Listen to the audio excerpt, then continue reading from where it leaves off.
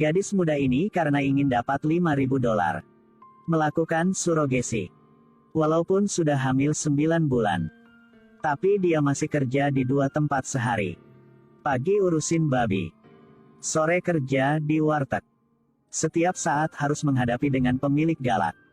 Dan cara terakhir untuk berubah semua adalah kerja di luar negeri.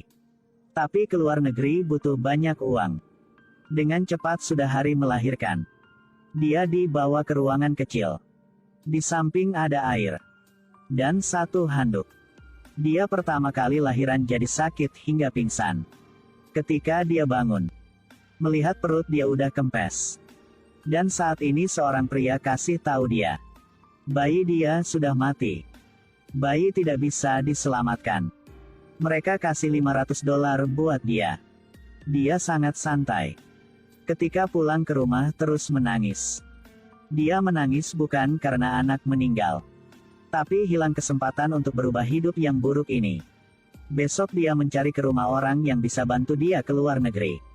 Tapi dia masih kurang $3.000. Ingin orang ini turunkan harga untuknya. Ketika keluarga negeri akan bayar. Tapi orang ini tidak setuju lalu pergi. Dia langsung berlutut mohon padanya. Dan bilang dia sudah capek selama 19 tahun. Tapi pria ini tetap menolak. Setelah gadis ini karena ingin mendapatkan uang. Sudah curi barang di tempat jual babi. Dan jual keluar dengan harga lebih murah. Ketika pulang ke rumah dia melihat. Kamarnya berantakan. Semua uang dan paspor sudah hilang. Dia tahu pasti bibi dia yang ambil. Dia tidak mau anak ini ke luar negeri. Dan terus menjadi alat untuk menghasilkan uangnya. Tapi dia tidak berani minta balikin uang. Tidak menyangka hal yang buruk terus datang.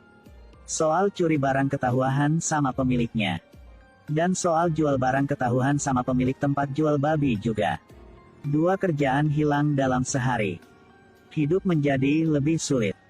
Tidak punya pilihan lain, dia mencari ke rumah bibi. Bersiap untuk kerjaan yang spesial. Karena bisa hamil. Dia angkat kaki ke atas. Dia ingin menghasilkan $5.000 biar bisa kerja di luar negeri.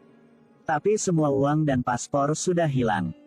Dia hanya bisa mencari ke rumah bibi untuk kerja seperti itu lagi. Bibi tahu dia baru lahiran. Jadi beli obat bagus buat dia. Dengan cepat antar dia ke ruangan yang gelap. Bibi mencari seorang pria badan gede. 5 detik pria itu keluar. Tapi mulai sejak itu, tiap hari harus kerja. Dia terus minum obat bagus. Sampai dia hamil saja. Dalam waktu ini, dia sudah mengenal satu pria. Orang ini sangat lembut padanya. Membuat dia merasakan cinta. Suatu hari dia datang ke rumah pria itu untuk makan. Ternyata dia sudah punya keluarga. Dia jatuh ke dalam kebingungan. Bibi menemukan mereka jatuh cinta. Suruh gadis ini jangan ketemu pria itu lagi. Suatu hari ketika sedang di toilet dia merasa bahwa dia sudah hamil. Akhirnya juga dapat. Dia langsung kasih tahu bibi. Setelah dicek ternyata sudah hamil. Sekarang dia baru balikin paspor. Dia mencari seorang pria. Karena dia sering berhubungan dengan orang ini. Jadi dia berpikir ini adalah anak punya orang ini. Tapi malam itu, pria itu berkata, jangan kontak lagi, dia sudah punya keluarga. Gadis ini sangat sedih. Pria itu melihat sedih. Jadi kasih tahu dia.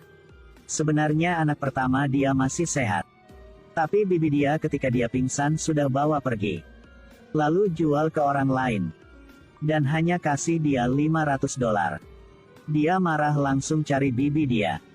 Dia terus mengetuk padanya. Tapi bibi tidak peduli pada dia. Dia hanya bisa diam dan menangis.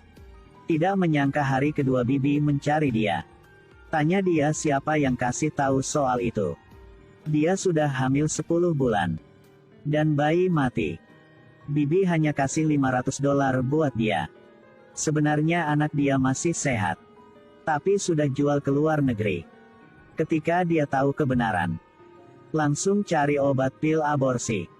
Satu hari bibi mencari dia. Dan bersikap seperti peduli padanya. Apakah Anda berpikir orang ini sudah berubah? Tapi dia ingin tahu siapa yang kasih tahu kepada gadis ini.